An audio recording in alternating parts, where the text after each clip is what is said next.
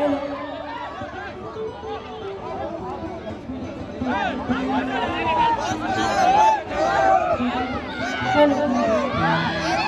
सब बैठ जाइए। सबसे पहले तमाम जितने भी हिंदी के बड़ गार्जियन उपस्थित बनी जाइए, आप सबके प्रणाम। जितने भी हिंदी के गार्जियन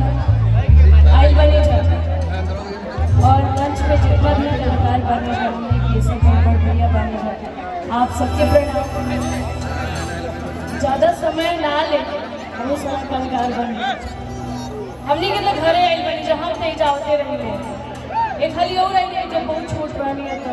कल्लू जी हमरा के बुलेले रहे। और बहुत बहुत शुभकामना बा इस दिन के हमने के काफी दिन से इंतजार भी रहे। हम एगो दूगो आप सबके सोहर सुनाई,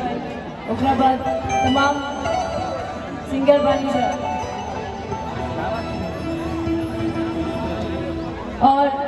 मंच पे उपस्थित हमने के बड़ भैया धनंजय भैया उपस्थित बनी, अभय बाबा बनी और राइटर आशु बाबा बनी, अखिलेश कश्यप जी बनी, यहाँ के गायक विजय चौहान जी बनी, शिल्पी है और एक बार आप सब जयकारा लगा दी भाई के, उसके बाद हम सोहर गाए। एक बार सबके हाथ ऊपर करिए और प्रेम से बोलिए सच्चे दरबार की, अहिल्या माई की।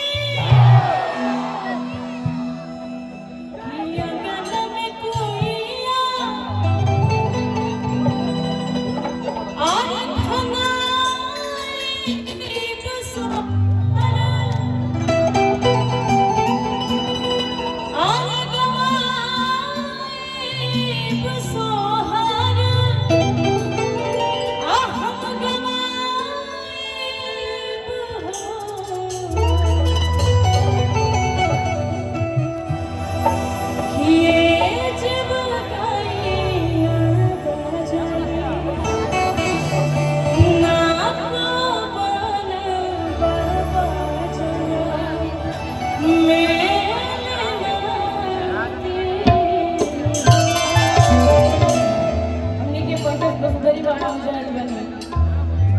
आप सब तमाम गाना सुने होगा और जीपी भैया बने, रंजीत सिंह जी बने कि अंगन में कोइया खनाई बसोहर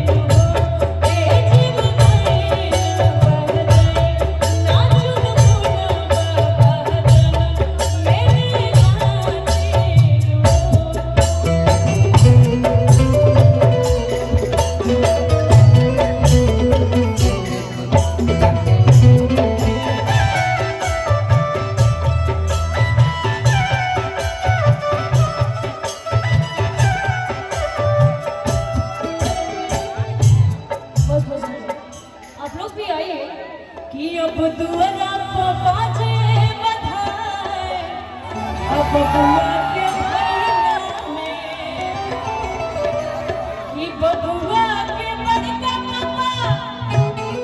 और खूब करावे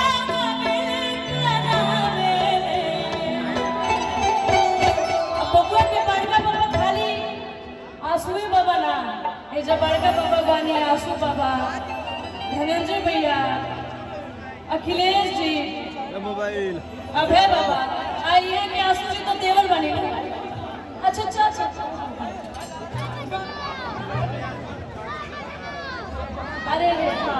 बाबा 16 नाम बा कि बबुआ के बड़का पापा हम खूब करावेले का ततुरा पकान बचान बबुआ के भैला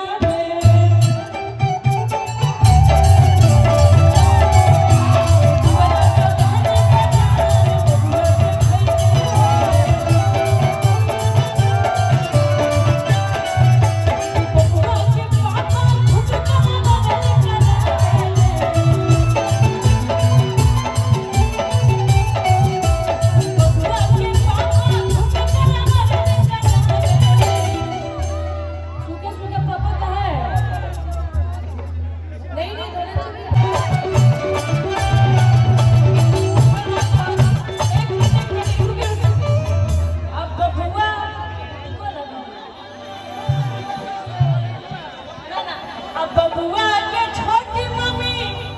अब पे लगावेली कचौड़ा बहिया बबुआ के भैला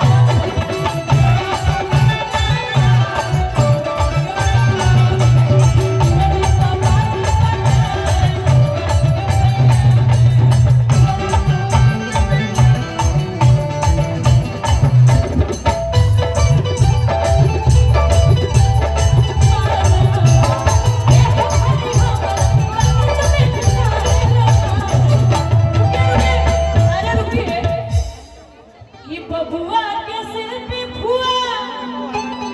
अरे हाय अच्छा तो सुन फुआ भी सोना देवेली कबे सोना मांगत रहलो बस अरे बस तू रखा चाहे हम रखी कि बबुआ के सिर पे फुआ अब खूबे लुटावेली हाय पैसा खाने के दान बबुआ के